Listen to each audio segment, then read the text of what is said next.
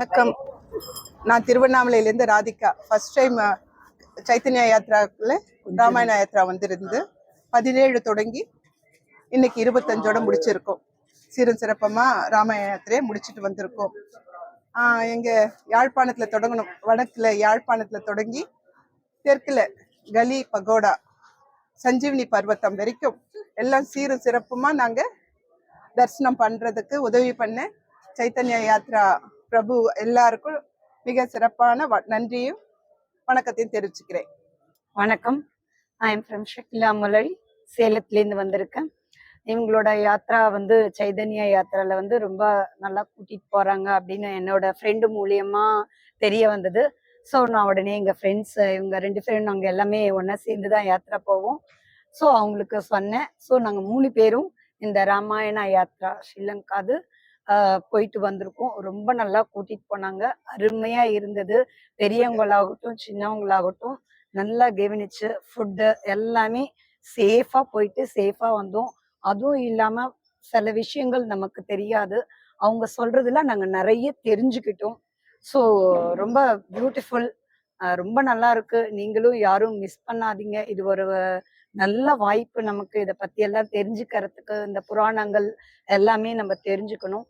So நீங்களும் இந்த சைதன்யா யாத்ரா ரொம்ப நல்லா கூட்டிட்டு போறாங்க.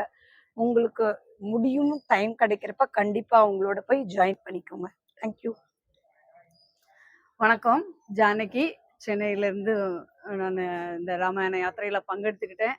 நாங்கள் ஸ்ரீலங்கா யாத்திரைக்கு 2 தடவை நாங்கள் முயற்சி பண்ணினோம். நாங்கள் 3 பேருமே ஒரு தடவையும் அது தடங்கள் ஏற்பட்டு கேன்சல் ஆயிடுச்சு. 3வது தடவையாக இந்த சைத்தன்யா யாத்திரை மூலம், அதாவது அந்த கிருஷ்ணா அந்த நாமத்தை சொல்றதுக்கு உள்ள பாக்கியத்தை எங்களுக்கு இந்த சைத்தன்யா யாத்திரை மூலம் எங்களுக்கு கிடைச்சிருக்கு.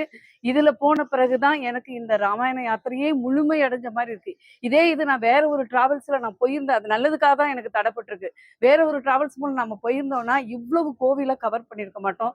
அவங்க சாதாரண சுற்றுலா தலத்தை மட்டும்தான் காமிச்சிருப்பாங்க. இவங்க ஒரு கோவிலையும் அந்த இறை நாமத்தோடையே அந்த கிருஷ்ண பிரசாதத்தை சாப்பிட்டு அந்த கிருஷ்ண பகவானுடைய நாமத்தை சொல்றதுக்கு எனக்கு அந்த வாய்ப்பு அளிச்சதுக்கு இந்த சைத்தன்ய யாத்திரைக்கு மிக்க நன்றி. அந்த ஃபுட்டு கூட ஒரு சாத்வீக ஃபுட்டு.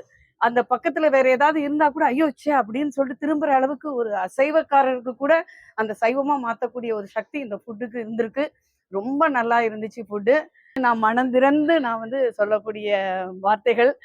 அதுக்கு அடுத்தது எனக்கு இவ்வளவு கோவில் லாஸ்ட் கடைசி நிமிஷம் வரைக்கும் எல்லாருமே லாஸ்ட் டே எல்லா டிராவல்ஸ்லயும் ஷாப்பிங்லேயே பொழுத ஓட்டியிருப்பாங்க. அந்த கடைசி நாள் கூட ஒரு 2-3 கோயில வேக வேகமா நைட்டு 10 மணி வரைக்கும் அதை காமிச்சு திருப்தியா முழு திருப்தி அடைஞ்சு, இதுதான் உண்மையான ஆன்மீக யாத்திரை. இந்த மாதிரி போனாதான் ஆன்மீக யாத்திரையும் முழுமை அடையும். மற்ற யாத்திரையில மற்ற டிராவல்ஸ்ல நம்ம சாதாரணமா சுற்றுலா போகலாம். அதனால எல்லாரும் இந்த வாய்ப்பை இஸ்கான் மூலம் போறத ராமாயண யாத்திரை நிறைவா இருக்கு.